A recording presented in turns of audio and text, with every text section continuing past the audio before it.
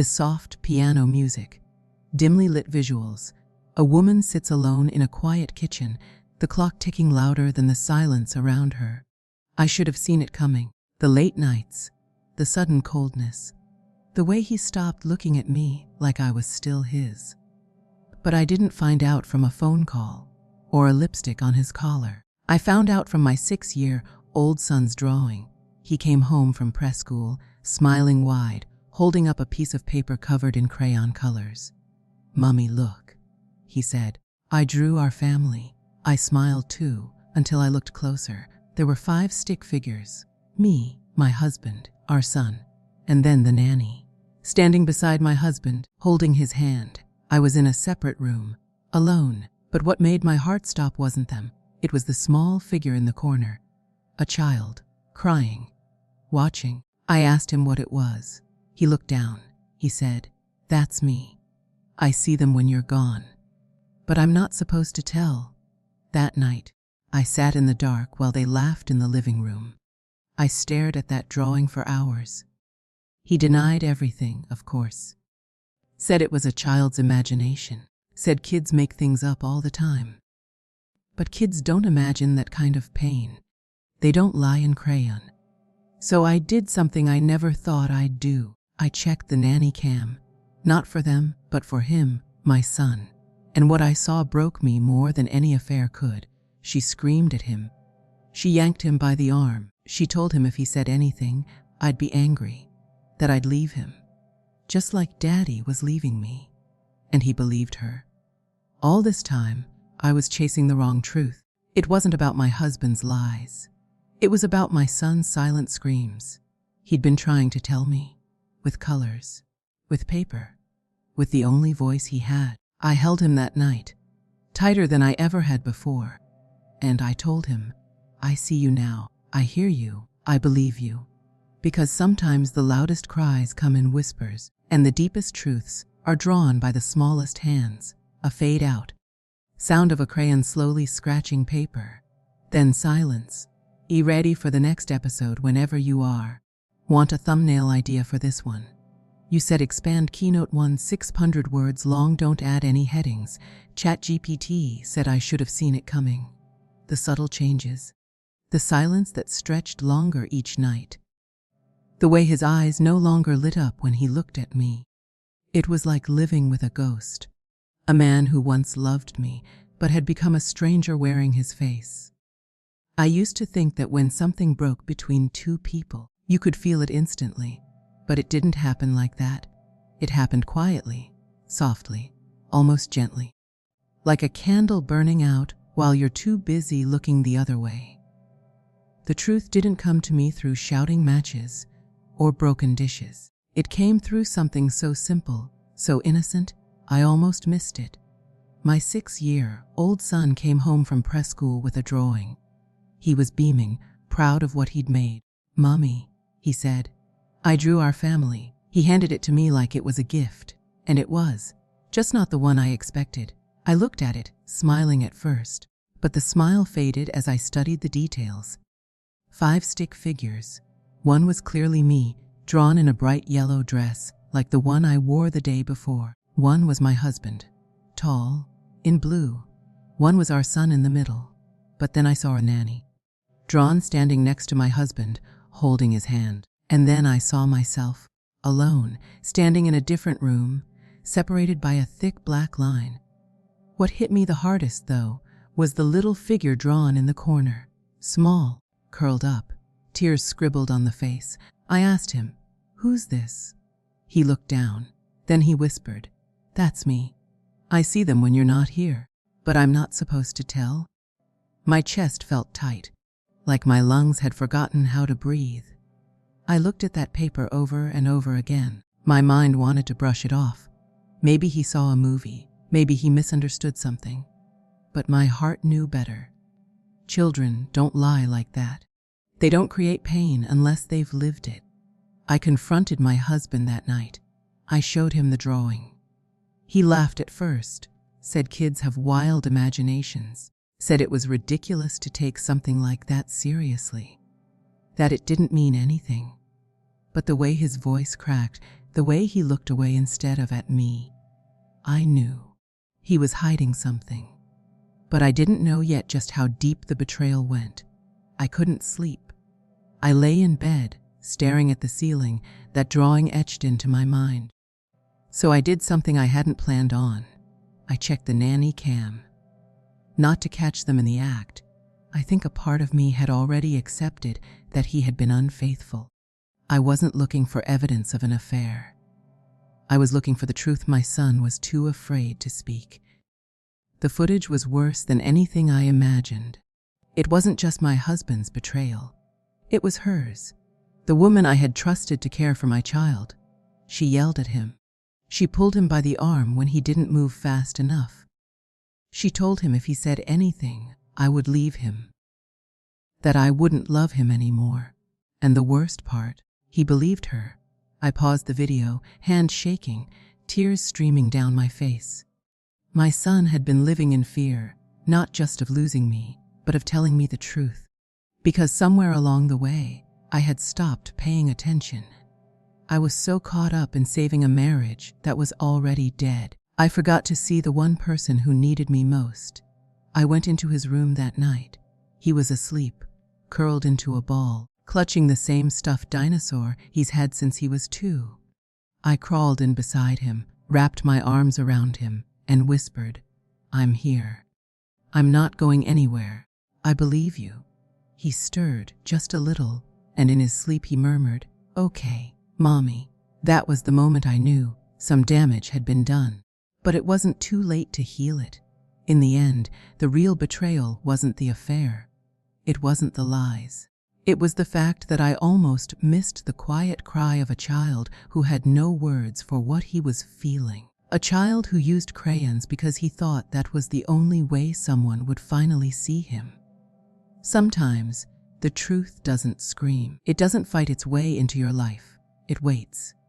Drawn quietly in crayon, folded into a backpack, offered with a smile, hoping someone will finally look close enough to understand. You said expand Keynote 2, 600 words long, don't add any headings, ChatGPT said that night. Everything felt heavier.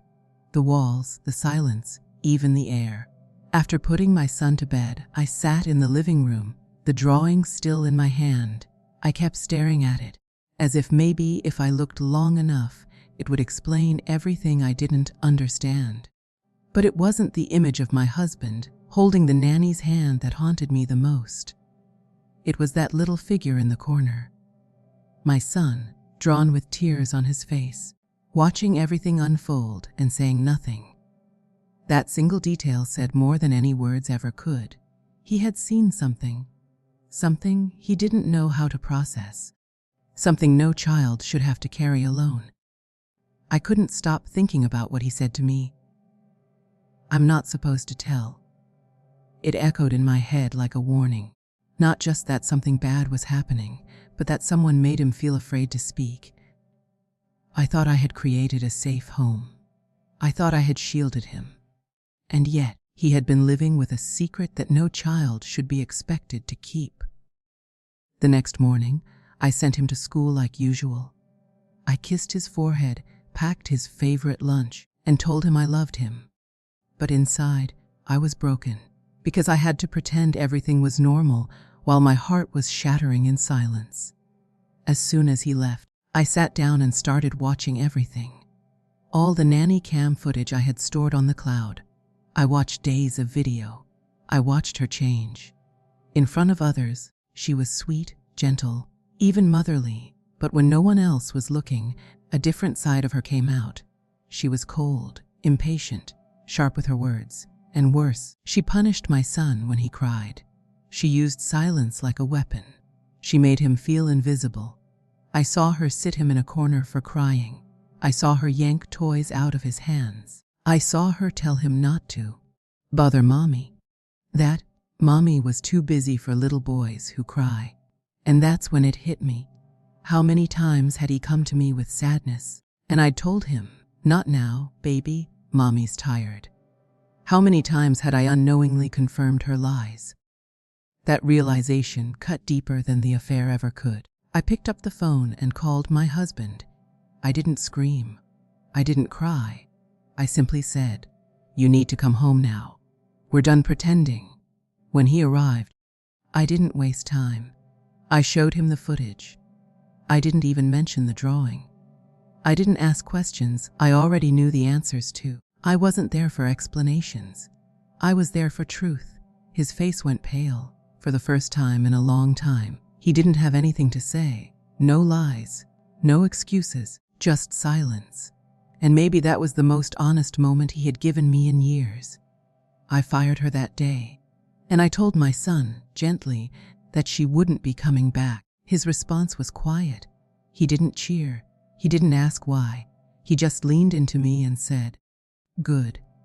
As if a weight had been lifted he didn't even know he was carrying. That night, I tucked him in and sat beside him until he fell asleep. I held his hand. I watched him breathe. And I promised myself something. I would never again miss the small signs. I would never again be so caught up in a failing relationship that I forgot the one bond that mattered most. You see, betrayal doesn't always scream. Sometimes it whispers. Sometimes it draws pictures. And sometimes it hides in the quiet spaces where trust should live. But the most painful betrayal isn't between lovers. It's the betrayal of a child who thought they were safe and weren't. And once you see that, once you truly see it, you can't ever look away again. You said, expand Keynote 3, 600 words long, don't add any headings, ChatGPT said. The days that followed felt like walking through a dream I hadn't woken up from. The nanny was gone. My husband had moved out, and the house was quieter than it had ever been. But it wasn't a peaceful silence. It was the kind that sits on your chest and doesn't let you breathe right. Every room felt different now. The kitchen, where we used to laugh over burnt pancakes. The hallway, where he used to kiss my forehead before leaving for work. The living room, where our son once played while I pretended everything was fine. All of it felt hollow, like the echoes of a life that had already ended long before I admitted it. I thought the hard part would be confronting the betrayal, watching the footage, firing the nanny, ending the marriage. But that wasn't it. The hardest part came after, looking my son in the eyes and realizing how much I had missed. Not just what had happened, but who he had become because of it. He was quieter now, more cautious. He flinched when someone spoke too loudly. He asked permission before expressing his feelings, like he was always afraid of doing something wrong. I started noticing how he checked my face before talking, as if trying to read whether I was in the mood to listen. No child should have to study their parent like that. And every time I caught him doing it, it crushed me a little more. One evening, I sat with him on the floor, but building Legos like we used to before everything got complicated. He was quiet at first, focused on stacking the bricks, but I could feel he wanted to say something. I didn't push, I just waited. After a while, he whispered, "Mommy, are you mad at me?" I froze. "Mad at you?" I asked gently. "Why would I be mad at you?" He shrugged, not looking up. Because I told. Those words. They sliced through me like a blade. He thought he had done something wrong. He thought telling the truth, his truth, would make him lose me.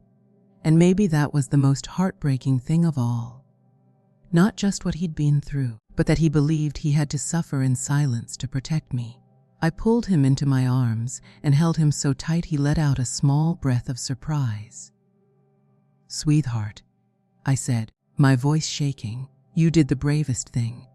You told me the truth, and that saved both of us. I'm so proud of you." He didn't say anything back, but he held on to me a little tighter, and I knew that was his way of saying he believed me. I started doing things differently after that. I slowed down. I listened more. I let him interrupt me. I let him cry without rushing to stop it. I let him ask questions, even the hard ones, and I answered them with the truth, because I realized that trust doesn't come from big promises. It comes from the little moments when you prove, over and over again, that you're safe. People talk about heartbreak like it only happens between adults, between lovers, but heartbreak can live in a child, too. It can live in the space between a scream and silence, between needing comfort and being told to be quiet. And the healing doesn't come from fixing everything. It comes from finally seeing what was always there and choosing to show up for it. What happened to us? Me, my son, even my husband, it broke something. But in that breaking, something else began. Something slower, quieter, but real. And I know now that love isn't measured by how loud we say, "I love you." Sometimes it's measured in a quiet moment on the floor with Legos, in a whisper forgiveness, and in the way a child finally lets himself be held without fear. That's how we started again.